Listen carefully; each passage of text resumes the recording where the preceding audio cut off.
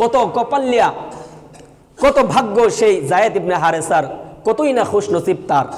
তো পরবর্তীতে হযরত খাদিজাতুল কুবরা রাদিয়াল্লাহু তাআলা আনহা রাসূল সাল্লাল্লাহু আলাইহি ওয়াসাল্লামকে এই গোলামটাকে দিয়ে দিলেন যে সরকার, আপনাকে আমার এই গোলামটা আমি হাদিয়া স্বরূপ আপনাকে দিয়ে দিলাম, এখন থেকে এই গোলাম আপনার, এই গোলামের মধ্যে আমার কোনো কর্তৃত্ব নাই। সুবহানাল্লাহ বলেন না? তো দিয়ে দিল।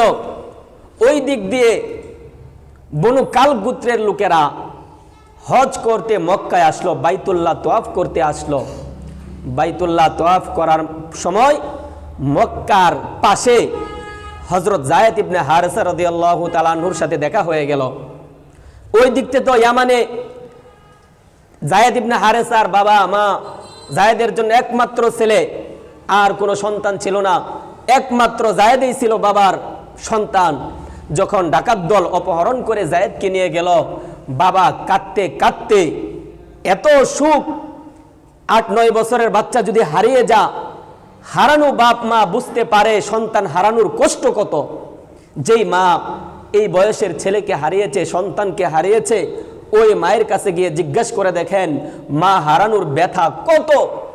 জায়েদের জন্য তার বাবা কাঁদতে কাঁদতে এই পরিমাণ কান্না করেছে, এক পর্যায়ে হযরত জায়েদের বাবার চোখ দুইটা অন্ধ হয়ে গিয়েছিল। সুবহানাল্লাহ।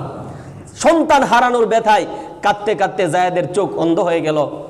তো মা হারা, বাবা হারা জায়েদ যখন মক্কার মধ্যে ওই জায়েদের এলাকার মানুষের সাথে যখন দেখা হলো হজের মধ্যে, তার এলাকার লোকেরা যখন জায়েদকে দেখলো, তখন জায়েদের বয়স প্রায় 14 থেকে 15 বছর, আসছিল 8-9 বছর, এখন তো যুবক বয়স।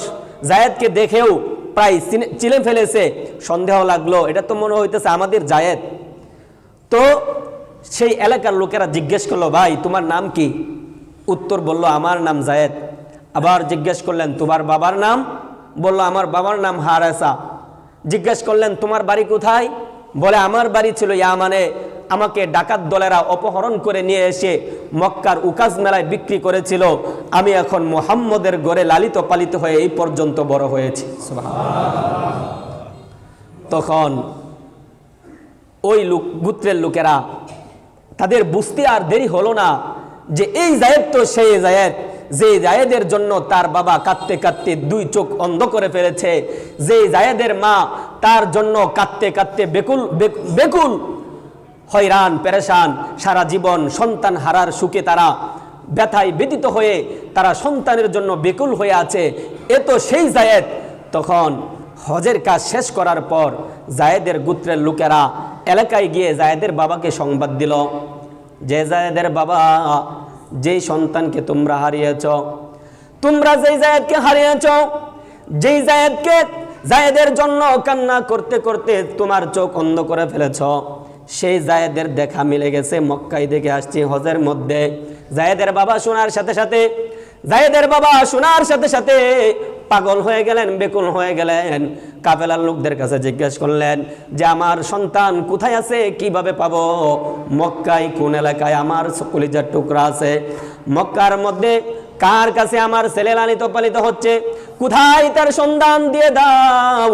তখন জায়েদের ওই গোত্রের লোকেরা তার বাবাকে সন্ধান দিয়ে দিল যে, জায়েদকে যদি তোমরা পেতে চাও তাহলে মক্কার নিকটবর্তী, মক্কার কাছেই থাকে, কাবাগরের পাশেই থাকে, কুরাইশ গোত্রে আব্দুল্লাহর ছেলে মুহাম্মদ নামে একজন যুবক আছে, অনেক ভালো মানুষ, অনেক ভদ্র মানুষ, তার কাছে গেলে তুমি পেয়ে যাবে।